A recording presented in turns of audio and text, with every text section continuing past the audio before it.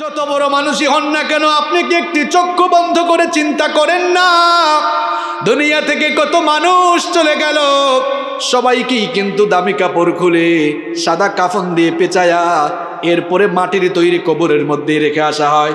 আবার বর্ষাকালে তো মানুষ মারা গেলে আরেক চিত্র দেখবেন, কবর খুঁড়িয়ার নিচ থেকে কি উঠে। আরে নরম বিছানা, দামি বিছানা ছাড়া ঘুম হইতো না, সেই কাদার মধ্যে পানির মধ্যেই কিন্তু ঘুমাইতে হবে। আর এই শীতকালে যদি আপনাকে কবরে দেওয়া হয়, এই মাটিতে যখন মানুষ রেখে আসবে, কবরটা বড় সাংঘাতিক জায়গা। একা থাকবেন, সাথী থাকবে না, বাতি থাকবে না, স্ত্রী নাই, সন্তান নাই, ছেলে মেয়ে নাই, কেউ নাই। যাদেরকে তো আদর দিয়েছেন, মহব্বত করেছেন, তারাই কিন্তু খাটিয়ায় বহন করে কবরে রেখে আসবে। মাঝে মাঝে কেউ মারা গেলে আপনি মাঝে মাঝে কবরে নেমে তারপর লাশ শোয়ায়েন, তাহলে দেখবেন হেদায়াতের নূর হয়তো অন্তরে আসতে পারে। আমি বহু মানুষকে কবরে শোয়াইছি, আর কবরে যখন রাখবেন কলিজাটা কিন্তু মুচড় দিয়ে উঠে। কি সাংঘাতিক জায়গা! ডানে বামে সব দিকে পিঁপড়া, পোকামাকড়। কবরে রেখে দেওয়ার পরে যখন উপরে বাঁশের ছাউনি দিয়ে দেওয়া হয়, তারপরে যখন আস্তে আস্তে মাটি দেওয়া শুরু হয়, কবরের অন্ধকার বাড়তে থাকে না কমতে থাকে। কবরটা কিন্তু বড় সাংঘাতিক জায়গা। ওই কবরকে ভয় করুন, মানুষের উপরে আর অবিচার করবেন না, জুলুম করবেন না। যদি আপনি জুলুম করেন, নবীজি বলেছেন ইত্তাকুজ জুলম, জুলুম থেকে বিরত হও, ফা ইন্নাজ জুলমা জুলুমাতুন ইয়াউমাল কিয়ামাহ। জুলুমের পরিণাম কিন্তু ভয়াবহ অন্ধকার হবে বলেছেন মুহাম্মদ সাল্লাল্লাহু আলাইহি ওয়াসাল্লাম। কবরটা এমনি অন্ধকার, কবরে কিন্তু বাতি নাই, সাথী নাই। এই যে এখন রাতের বেলা যদি সবগুলো লাইট অপারেটর বন্ধ করে দেয়, এই জায়গাটাও কিন্তু অন্ধকার হয়ে যাবে। এই জায়গা কি আর অন্ধকার, কবর হলো তার চাইতে আরো বেশি অন্ধকার। ওই কবরে কোনো বাতি থাকবে না, সাথীও থাকবে না। আপনি যদি মানুষের উপর জুলুম করে যান, কবরটা কিন্তু আর অন্ধকার হয়ে যাবে, কবরটা জাহান্নামের গর্তে পরিণত হয়ে যাবে। মানুষের মধ্যে ন্যায় বিচার করে যান, দেখবেন আপনার এই ন্যায় বিচার, নেক আমল কবরে আলো হয়ে যাবে। কবরটাকে আপনার জন্য জান্নাতের বাগান বানিয়ে দিবেন কে? আসতে বলবেন না, আরেকটু জোরে বলেন কে? এই জন্য আমরা মানুষের উপরে কখনো অবিচার করব, ন্যায়ের পথে চলবো, হক কথা বলবো। হক কথা এখন আমরা অনেক হুজুররাই বলতে পারি না। এক হুজুর চাকরি পাইছে নতুন মসজিদে, ঘটনা কি বলবো। এখন হুজুর খুব সুন্দর নোট করেছে, সুদের বিরুদ্ধে ওয়াজ করবে। সুদের বিরুদ্ধে ওয়াজ শুরু করছে, কিছুক্ষণ পর সভাপতি কাশি দিছে। হুজুর বুঝছে ওয়াজ কিন্তু কমন পড়ে গেছে, এখানে আর সুদের ওয়াজ হবে। শুরু করছে আবার সুদের ওয়াজ বদলাইয়া ঘুষের ওয়াজ। এবার সেক্রেটারি কাশি মারছে। হুজুর বুঝছে এই ওয়াজটাও কিন্তু কমন পড়ছে। এবার ঘুষের ওয়াজ বাদ দিয়া কয় আজকে চাঁদাবাজির ওয়াজ করবো, শুরু করছে চাঁদাবাজির ওয়াজ। কিছুক্ষণ পর ক্যাশিয়ার বলে, এখানেও দেখি উহু উহু শুরু হয়েছে। এরকম কাশি শুরু হয়েছে। হুজুর বলে ওয়া আখির দাওয়ানা আলহামদুলিল্লাহি রাব্বিল। এরকম অনেকে মসজিদ কমিটির লোকের ভয়ে হক কথা বলেন, আছে? আরে ভাই, আপনি যদি কারো ভয়ে হক কথা বলতে না পারেন, ইমামতির মতো ওই সম্মানের জায়গা ছেড়ে দিয়ে আপনি মাটি খেটে ভাত খান, এটা আপনার জন্য সম্মানের হবে। আর রাসূলুল্লাহর মিম্বরে বসেছেন, এখানে আপনি কাউকে পরোয়া করে নয়, হক কথা আপনাকে বলতেই হবে। হকের পক্ষে আপনাকে থাকতে হবে, ন্যায়ের পথে চলবেন, ন্যায় কথা বলবেন, এটাই হচ্ছে নবীজির চরিত্র। কষ্ট হচ্ছে আপনাদের? নাম্বার 5, আমার নবীর 5 নাম্বার চারিত্রিক গুণাবলী বলছি। আমার নবী ছিলেন একজন বিনয়ী মানুষ। তিনি কষ্ট পেয়েছেন কিন্তু জীবনে কাউকে কষ্ট দেন, দুঃখ পেয়েছেন কিন্তু কাউকে কখনো দুঃখ দেন। মানুষের সঙ্গে সুন্দর ভাষায় কথা বলতেন, সুন্দর আচরণ করতেন। এখন আমরা দেখা যায় কর্কশ ভাষায় মানুষের সঙ্গে কথা বলি, আঘাত দিয়ে কথা বলি, প্রতিবেশীর হক আমরা নষ্ট করি। নবীজি প্রতিবেশীর কাছ থেকে কষ্ট পেয়েছেন কিন্তু প্রতিবেশীকে কষ্ট দেন। আমরা এখন প্রতিবেশীর কথা বাদ দিলাম, আমরা সন্তান হয়ে নিজের মা বাবার উপরে অনেক সময় জুলুম করে বসি। অথচ আমার নবীর চরিত্রটা কেমন ছিল শুনেন। নবীজি তো জন্মের আগেই বাবা হারিয়েছেন, 6 বছর বয়সে মাকেও হারিয়ে ফেলেছেন। নবীজির দুধমা হালিমাতুস সাদিয়ার প্রতি নবীজির কত সম্মান ছিল শুনেন। নবীজি একবার সাহাবীদের সঙ্গে এক জায়গায় মাংস বন্টন করছেন, ঠিক সেই সময় একজন বৃদ্ধা মহিলা নবীজির দিকে আসতেছেন দেখে নবীজি ওই মহিলাকে রিসিভ করার জন্য এগিয়ে গেলেন। ওই মহিলা বসার জন্য এবার নবীজি তার শাল, তার চাদর মোবারক খুলে বিছিয়ে দিলেন। এই কাণ্ড দেখে সাহাবারা অবাক হয়ে গেলেন। এ কোন ব্যক্তি আসলো যার জন্য নবীজি নিজে তার চাদর মোবারক বিছায়া দিলেন।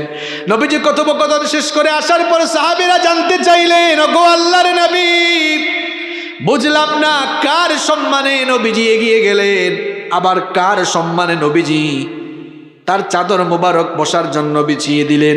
নবীজি বললেন, সাহাবীরা, যার জন্য এগিয়ে গেলাম আর যার জন্য চাদর বিছিয়ে দিলাম সে দুনিয়ার সাধারণ কোনো মানুষ নয়। আমি তো দুনিয়াতে আসার পরে আমার মায়ের কোলে কাকে চড়ে বড় হওয়ার কিসমত বেশি দিন হয় নাই। যেই মহিলার কোলে কাকে চড়ে আর যেই মহিলার দুধ পান করে আমি বেড়ে উঠেছি, ইনি হচ্ছেন আমার দুধমা হালিমাতুস সাদিয়া। সুবহানাল্লাহ। তো নবীজি তার দুধ মায়ের সাথে এমন সম্মানজনক আচরণ করেছেন, আর আপনি আপনার আপন মায়ের খোঁজ খবর নেন না। ছোট্টবেলার সেই কাহিনী ভুলে গিয়েছেন আপনি। আপনার যখন সামান্য একটু জ্বর হতো, আপনার মা আপনার বাবাকে জানাতো, আপনার ছেলের জ্বর হয়েছে, তাড়াতাড়ি হসপিটালে নিয়ে যান। আরে আপনার বাবা টাকা পয়সা না থাকলেও মানুষের কাছ থেকে ধার করে এনে আপনার চিকিৎসা কিন্তু ঠিক মতো করিয়েছে। আপনি এই অবস্থা ভুলে গিয়েছেন। আজ আপনার বাবা বুড়া মানুষ, অসুস্থ অবস্থায় বিছানায় পড়ে আছে, আপনি ঠিক মতো চিকিৎসা করান না। আপনার মা বুড়ি মানুষ, অসুস্থ, চিকিৎসা করান না। ছোটবেলার সব কথা আপনি ভুলে গিয়েছেন, এমন মুখ খারাপ হয়েছেন। নবীজি বলেছেন, মা বাবার সঙ্গে খেদমত, মা বাবার সঙ্গে উত্তম আচরণ করো, তাদের খেদমত করো। মা বাবার সন্তুষ্টিতে আল্লাহ সন্তুষ্ট, মা বাবার অসন্তুষ্টিতে অসন্তুষ্ট কে?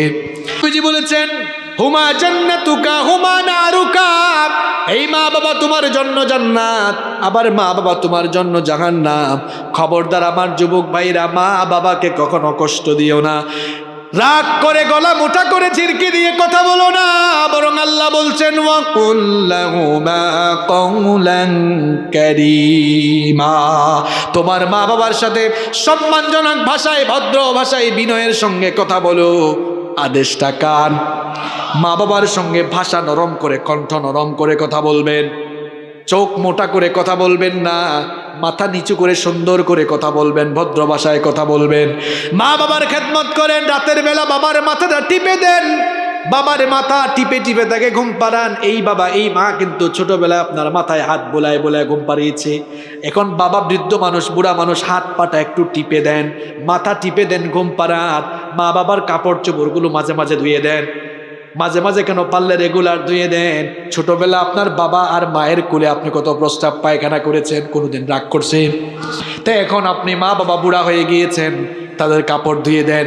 এই যে এখন বাজার থেকে আসতেছেন, শীতের দিনে বাজারে কমলা আছে, কমলা কিনে আনেন, কমলা কিনে এনে ছিলে ছিলে মা বাবার পাশে বসে আদর করে করে খাওয়ায় দেন। দেখবেন মা বাবা খুশি হয়ে যদি একটা মুচকি হাসি দেয়, রে ভাই, আল্লাহর আরশ আপনার উপর খুশি হয়ে যাবে। মা বাবার খেদমত করুন, মা বাবার খেদমত করুন। ঘরের ভেতরে জান্নাত রেখে অন্য জায়গায় জান্নাত তালাশে যাওয়া লাগবে না। নবীজি বলেছেন, তোমার মায়ের পায়ের তলায় আমি তোমার জন্য জান্নাত রেখেছি। সুবহানাল্লাহ। মা বাবা হলো, যুবক ভাইরা শোনো, মা বাবা হলো তোমার জন্য সবচেয়ে বড় পীর। এর চাইতে বড় পীর তোমার জন্য আর নাই। তুমি যে পিসাবের কাছে মুরিদ হইছ, ওই পিসাবের দোয়া তোমার জন্য কবুল হইতেও পারে, নাও হইতে পারে, 50-50। কিন্তু তিনজন দোয়া করলে আল্লাহ ফিরাইয়া দেন না। এক নাম্বার হচ্ছে মুসাফির, মুসাফিরের দোয়া ফিরাইয়া দেন না কে? দুই নাম্বার হচ্ছে মজলুম, মজলুমের দোয়াও ফিরাইয়া দেন না কে? 3 নাম্বার মা বাপরে খুশি করেন। মা বাপ যদি খুশি হয়ে একটা দিন হাত তুলে দেয়, দুনিয়া আখিরাত আপনার উজালা হয়ে যাবে। সন্তানের জন্য মা বাপ যখন আল্লাহর কাছে হাত তুলে, ওই হাত আল্লাহ খালি হাতে ফিরাইয়া দেন না। দুনিয়ায় সম্মান চান, আখিরাতে নাজাত চান, মা বাবার খেদমত করেন, মা বাবার খেদমত করেন, মা বাবার খেদমত করেন। তাদের চেয়ে বড় ওলি আপনার জন্য আর কেউ নাই, ঠিক কি না?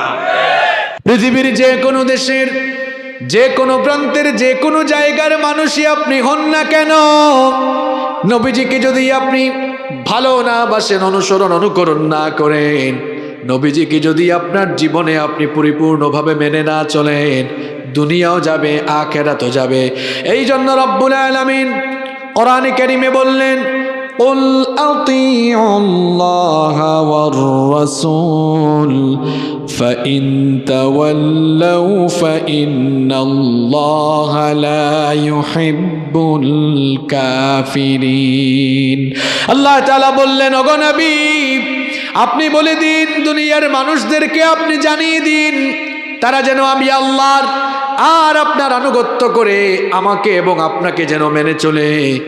যারা আমি আল্লাহ এবং আপনার আনুগত্য করবে না, তারা যেন জেনে রাখে আল্লাহ কোনো অস্বীকারী সম্প্রদায়কে পছন্দ করেন না। যারা আপনাকে মানবে না, দুনিয়া বরবাদ হবে, আখিরাতও বরবাদ হয়ে যাবে। বরং যারা আমি আল্লাহর রহমত চায়, আমি আল্লাহর কাছ থেকে যারা মাগফিরাত চায়, তাদের জন্য করণীয় হলো আপনাকে ভালোবাসা এবং আপনার অনুসরণ আর অনুকরণ করা। এই জন্য রব্বুল আলামিন কোরআনুল কারীমের 3 নম্বর সূরা আলে ইমরানের 31 নম্বর আয়াতের মধ্যে বললেন, কুল ইন কুনতুম তুহিব্বুনাল্লাহ ফাত্তাবিউনি ইউহিব্বুকুমুল্লাহু ওয়া ইয়াগফির লাকুম যুনুবাকুম ওয়াল্লাহু গফুরুর রহিম। আল্লাহ তাআলা বললেন, ওগো নবী, আপনি বলে দিন, তোমরা যদি আল্লাহকে ভালোবাসতে চাও, ফাত্তাবিউনি, তাহলে আমাকে অনুসরণ করো, আমাকে অনুকরণ করো, আমাকে ফলো করো।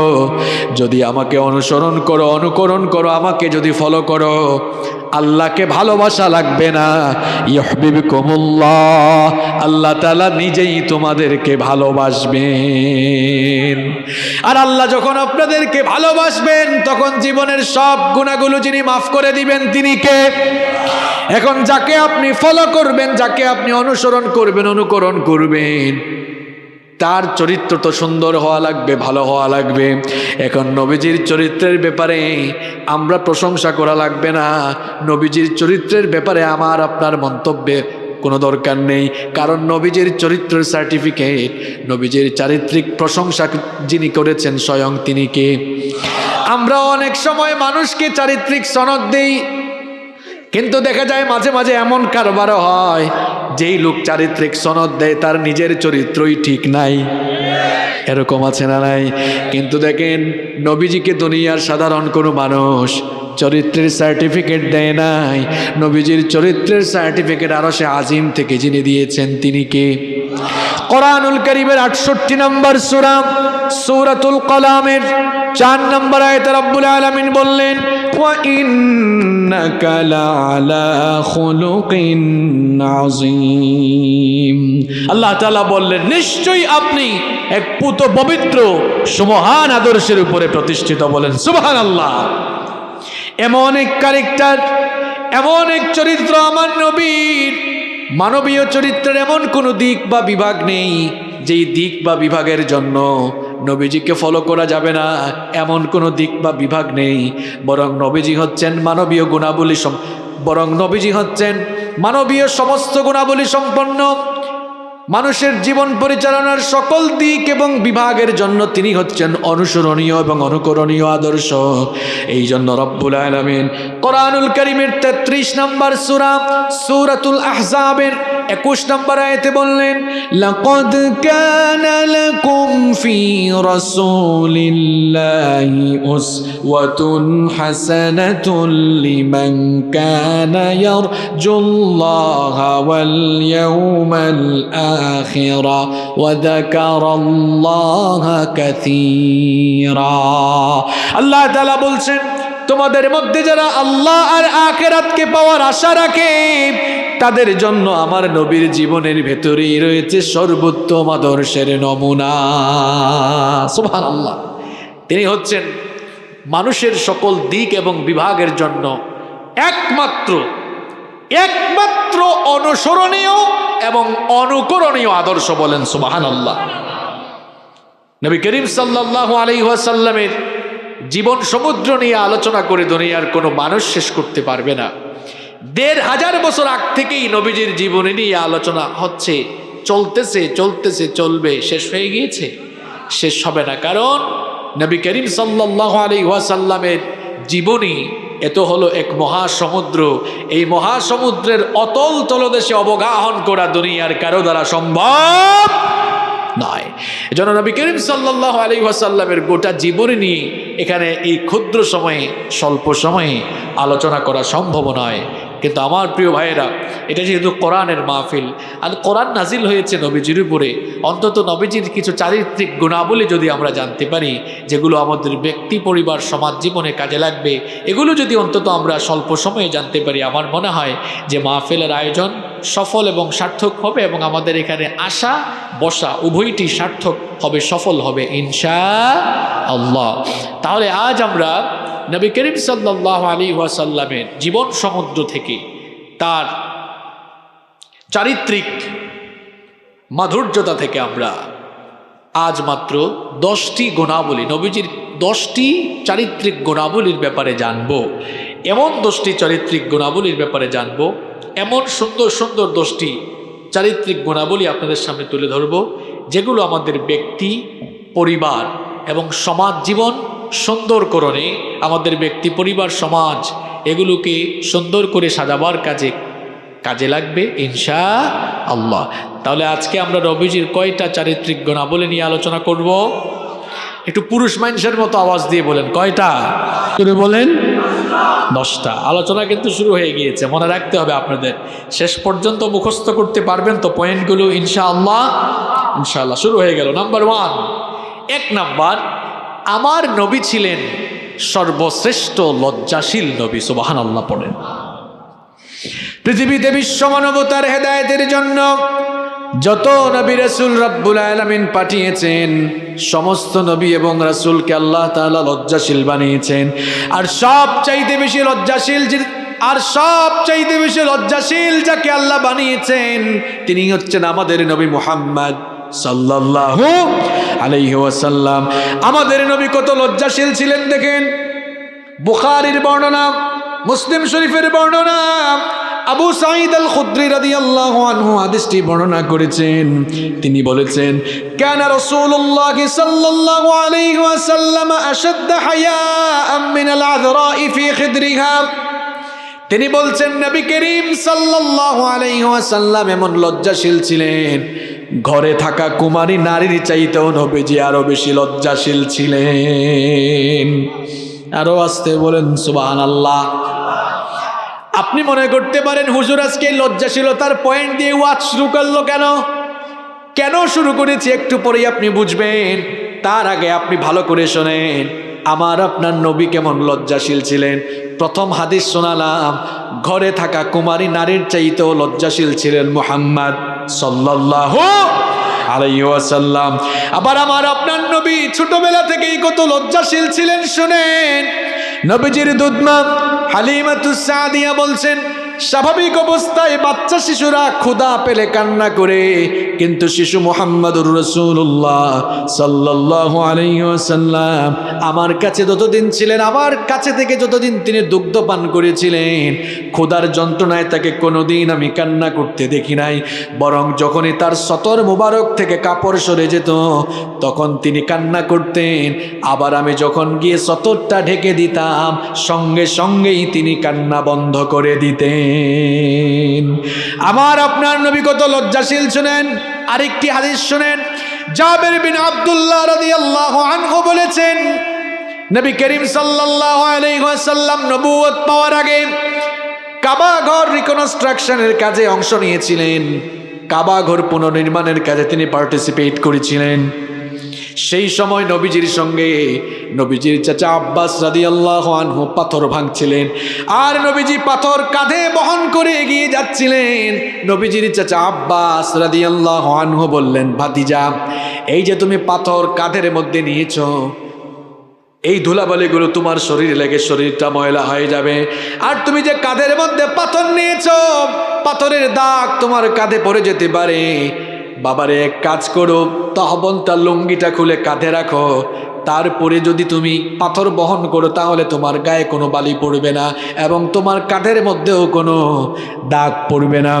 এই কথা শোনা মাত্রই নবীজি বললেন, চাচা গো, কি করে আমি আমার তহবন্দ খুলবো? আমি যদি আমার তহবন্দ খুলে ফেলি তাহলে তো আমার সতর প্রকাশিত হয়ে যাবে। আমার তো লজ্জা লাগবে, শরম লাগবে, আল্লাহর কসম আমি এই কাজ কখনো করতে পারবো না।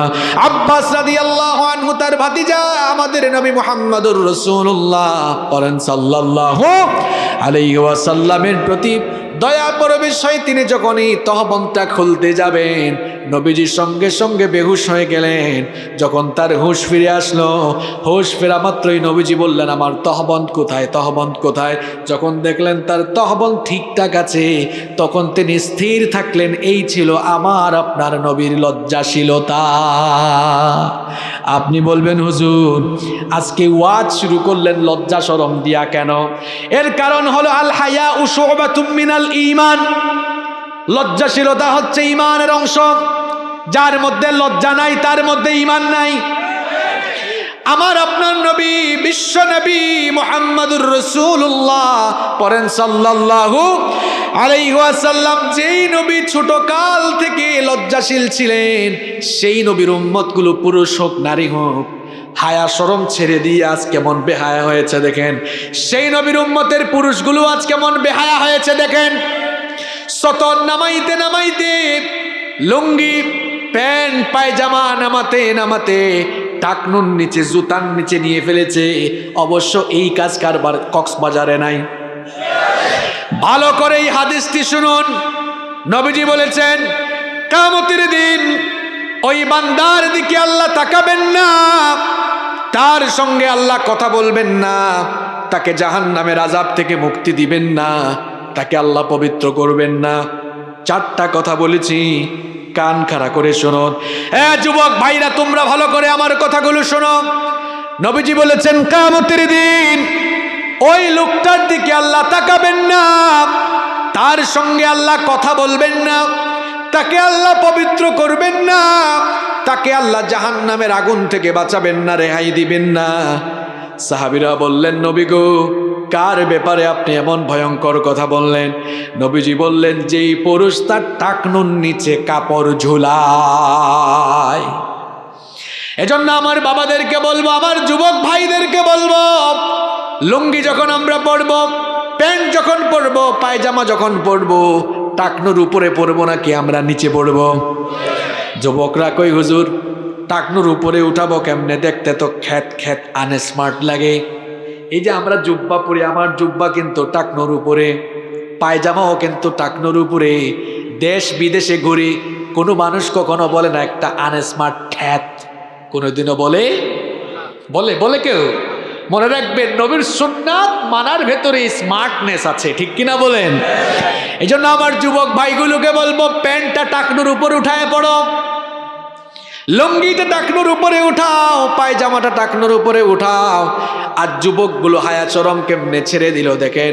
যুবকগুলো দেখা যায় কেউ কেউ তো আছে জুতার নিচে কাপড় একেবারে নিয়ে গিয়েছে, কেউ আবার উঠাইতে উঠাইতে এরপরে হাঁটুর উপর উঠাই ফেলছে, হাফ প্যান্ট পরে হাঁটে। এই রকম বেহায়া বেশরম যুবক এই এলাকায় নাই?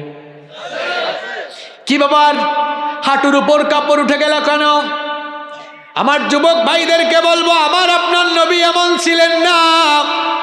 হায়া শরম একটু নিজের মধ্যে পয়দা করো, নিজের কাপড় চোপড় ঠিকঠাক করো। কারণ আল হায়াউ শুবাতুম মিনাল ঈমান, লজ্জাশীলতা ঈমানের অংশ। লজ্জা শরম ছেড়ে দিও না। লজ্জা শরম ছেড়ে দিয়ে এখন তো মেয়েদের পেছনে পেছনে ঘোরো। মেয়েদের পেছনে পেছনে ঘোরা এটা ইসলামের তরিকা নয়, নবীদের তরিকা নয়। ঘটনাটা একটা মনে পড়ছে, আমি কি বলবো? সব নবীরাই লজ্জাশীল ছিলেন। তুমি যে এখন মেয়েদের পেছনে পেছনে ঘোরো, এবার শোনো, খুব সুন্দর একটা ঘটনা যুবক তোমাকে শোনাই। মুসা নবীর নাম আমরা জানি কি জানি না? এটা নরম নবী না গরম নবী? ফেরাউনের বংশের একটাকে এক থাপ্পড় দিয়ে দুনিয়া থেকে বিদায় করে দিলেন।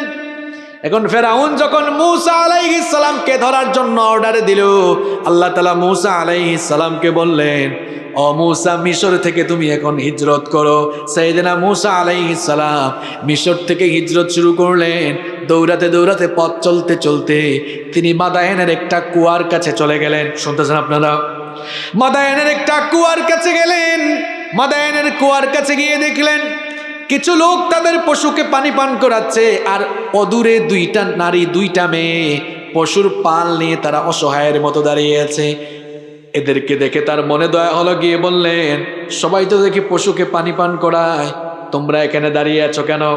তারা বলল, আমাদের গায়ে তো এত শক্তি নাই, এত ভিড় ঠেলে আমাদের পশুগুলোকে আমরা পানি পান করাতে পারি না। এই জন্য এরা যখন পশুগুলোকে পানি পান করিয়ে চলে যায়, আমরা তারপরে সবার শেষে গিয়ে আমাদের পশুগুলোকে পানি পান করাই। সাইয়েদনা মূসা আলাইহিস সালাম মনে মনে চিন্তা করলেন, দুইটা মেয়ে যদি তারা তাড়াতাড়ি তাদের পশুগুলোকে পানি পান করাতে পারে, তাড়াতাড়ি তারা বাড়ি যেতে পারবে। তিনি বললেন, অসুবিধা নাই, তোমরা দাঁড়াও, আমি তোমাদেরকে সহযোগিতা করছি। মূসা নবীর গায়ে শক্তি কম না বেশি? কেমন শক্তি আপনি বুঝেন না, এক থাপ্পড়েই শেষ। ওই নবী আবার সবাইকে ঠেলে এবার পশুর পালকে পানি পান করালেন। এবার ওই দুই মেয়ে তাড়াতাড়ি বাড়ি ফিরে গেল। দুই মেয়েও ছিল শুআইব আলাইহিস সালাম, তিনিও পয়গাম্বর। শুআইব আলাইহিস সালামের দুই মেয়ে। শুআইব আলাইহিস সালাম বয়সের ভারে নজ্জ হয়ে গিয়েছিলেন। জিজ্ঞেস করলেন, কি ব্যাপার মেয়েরা, প্রত্যেক দিন তো বাড়িতে দেরি করে আসো, আজ কেন এত তাড়াতাড়ি ফিরলে? মেয়েরা ঘটনা শোনারা বলল, এক যুবক কোন জায়গা থেকে জানিয়ে আসছে, আমাদেরকে সহযোগিতা করেছে।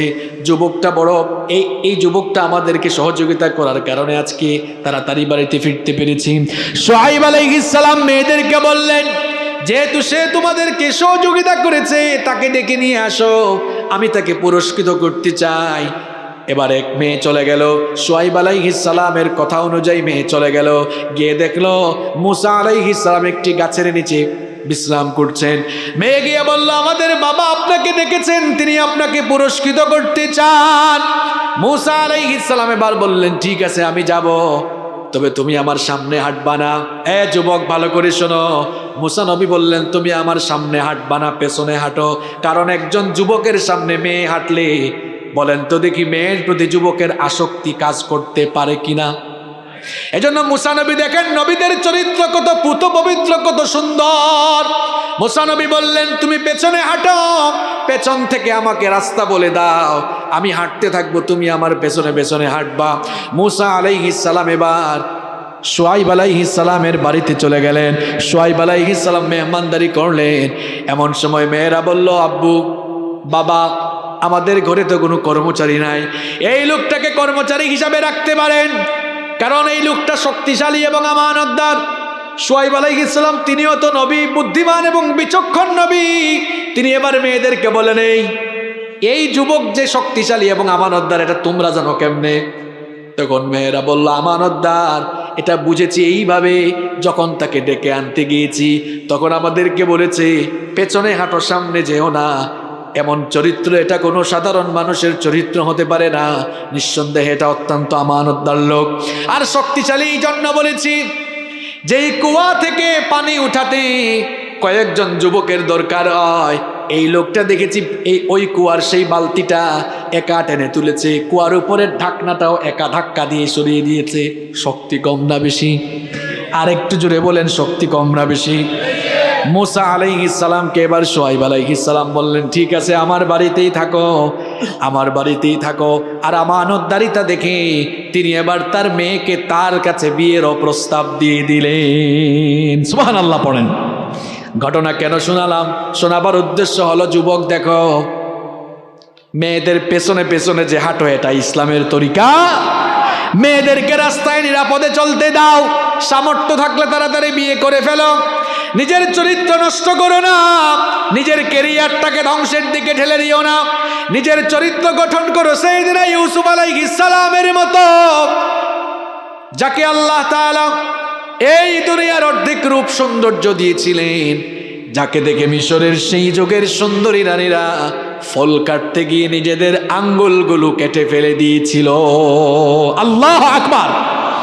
তিনি যে ঘরে থাকতেন, সেই ঘরের মহিলা জুলাইখা ইউসুফ আলাইহিস সালামকে দিনের পর দিন তার চোখের সামনে দেখে তার প্রতি আসক্ত বেড়ে গেল। আসক্তি বেড়ে যাওয়ার পর একদিন তার দাসীর মাধ্যমে নির্জনে একেবারে খাস কামরায় আমন্ত্রণ জানালো। আমন্ত্রণ জানিয়ে সাইয়েদনা ইউসুফ আলাইহিস সালামকে কুপ্রস্তাব দিল। সাইয়েদনা ইউসুফ আলাইহিস সালাম সেই কুপ্রস্তাব রিজেক্ট করলেন। প্রত্যাখ্যান করে তিনি তখন কেবলমাত্র আল্লাহকে ভয় করে আল্লাহর নাম নিয়ে তালাবদ্ধ দরজার দিকে যখন দৌড় দিলেন, আল্লাহ তাআলা তার উপর খুশি হয়ে গিয়ে তালাবদ্ধ সবগুলো দরজা খুলে দিলেন। এজন্য যুবক ভাইয়েরা চরিত্র হওয়া লাগবে এমন, সামনে দিয়ে মেয়েরা হেঁটে যাবে, আমরা আমাদের চক্ষুকে নিম্নগামী করে দিব, তখন কার ভয়ে? আসতে বললে হবে না, জোরে বলতে হবে, কার ভয়ে? এই বয়সে যদি নিজের চরিত্রের হেফাজত করতে পারে যুবক, বুখারীর হাদিস শোনাচ্ছি, নবীজি বলেছেন মাইয়াতমাল্লি মা বাইনা লাহিয়াইহি ওয়া রিজলাইহি আতমানু লাহুল জান্নাহ। নবীজি বলেছেন যেই ব্যক্তি তার দু চোয়ালের মধ্যবর্তী জায়গা অর্থাৎ জিহবা এবং দু উরুর মধ্যবর্তী জায়গা অর্থাৎ লজ্জাস্থান, যেই ব্যক্তি তার লজ্জাস্থানের সতীত্বের অর্থাৎ চরিত্রের জিম্মাদারি গ্রহণ করবে, নবীজি বলেছেন কাল কিয়ামতের দিন আমি তার জন্য নিজেই জান্নাতের জিম্মাদার হয়ে যাব। এই জন্য লজ্জাশীলতাকে নিজের সঙ্গী বানাতে হবে, লজ্জাশীল হয়ে দুনিয়ায় চলতে হবে। রাজি আছেন?